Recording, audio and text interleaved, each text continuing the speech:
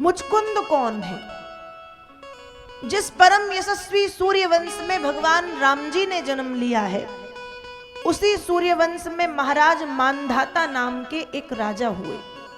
मानधाता के बेटे भय मुचकुंद, और मुचकुंद परम पराक्रमी थे, इंद्र की सेना के सेना नायक थे, स्वर्ग में सेनापति थे ये। लेकिन जब स्वर्ग में सेनापति के रूप में भगवान कार्तिकेय का आगमन हुआ है तो मुचकुंद वापस आए। तब इंद्र ने कहा कि आप वापस तो जा रहे हो, पर आपने हमारी बहुत सहायता की है, इसलिए बताओ हम आपको क्या दे सकते हैं, कुछ मांग लो, क्या चाहिए? सब दे सकते हैं सिवाय मुक्ति के, क्योंकि विष्णवे मुक्ति हेतवे, मुक्ति देने का हक केवल भगवान विष्णु को है। उस समय मुचकुंद ने कहा मुक्ति वैसे भी मुझे नहीं चाहिए, मुझे तो केवल भक्ति चाहिए है, लेकिन इस समय काफी मैं थक गया हूं, इसलिए मैं आराम चाहता हूं, मैं विश्राम चाहता हूं, मैं शयन करना चाहता हूं। तब इंद्र ने ये वरदान दिया है कि जाओ गंधमादन पर्वत की गुफा में जाकर के विश्राम करो, सोते समय आपको जो जगाएगा और यदि आपके नेत्र उसके ऊपर पड़ गए तो वह तुरंत जल करके राख का ढेर बन जाएगा।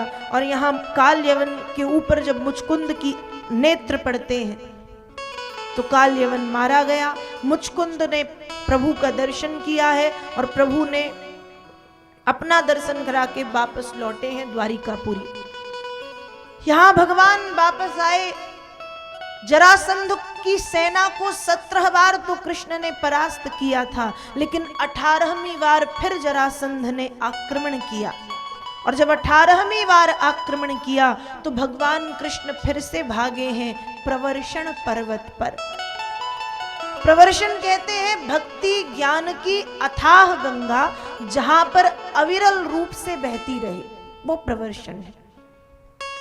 भगवान प्रवर्षण पर भागे और जब प्रवर्षण से भगवान कृष्ण लौटे तो यहाँ महाराज युधिष्ठिर का मन राजसूय यज्ञ करने के लिए हुआ है। सभी लोगों ने बड़े सेवा कार्य स्वीकार किए हैं सरलता के साथ। वेदव्यास जी भागवत में लिखते हैं, गुरु शुश्रूषणे जिष्णु कृष्णा पादावने जने परिवेशणे द्रुपद जा करणे दाने महामना। अर्जुन ने कहा है कि मैं गुरुओं की सेवा करूंगा। नकुल सहदेव बोले हम अतिथियों का सम्मान करेंगे। द्रौपदी ने कहा मैं भोजन परोसने का कार्य करूंगी। भीम ने कहा मैं भोजनालय की देखरेख करूंगा। कर्ण बोले मैं दान देने का कार्य करूंगा। दुर्योधन ने कहा मैं कोषाध्यक्ष का कार्य संभालूंगा। इसी बीच भगवान कृष्ण ने युधिष्ठिर से कहा कि बड़े भैया मुझे भी कोई सेवा कार्य दो, मैं भी कुछ करना चाहता हूं। युधिष्ठिर ने कहा कि कृष्ण आप तो स्वयं यज्ञ पुरुष नारायण हैं, यज्ञ की सारी क्रियाएं आपसे ही उत्पन्न होके अंत में आप में ही समा जाती हैं और आप यज्ञ में सेवा करेंगे। भगवान ने कहा बिल्कुल करूंगा, तो मुझे सेवा कार्य दो। युधिष्ठिर ने कहा कृष्ण क्षमा करो, मैं आपको कोई सेवा कार्य नहीं दे सकता। भगवान बोले तुम दो या ना दो, तुम्हारे देने ना देने से क्या होता है, मैंने तो मेरा सेवा कार्य पहले ही ले लिया है। युधिष्ठिर ने कहा तो कृष्ण आप क्या करने वाले हो? भगवान उत्तर देते हैं कृष्णा पादा बने जने।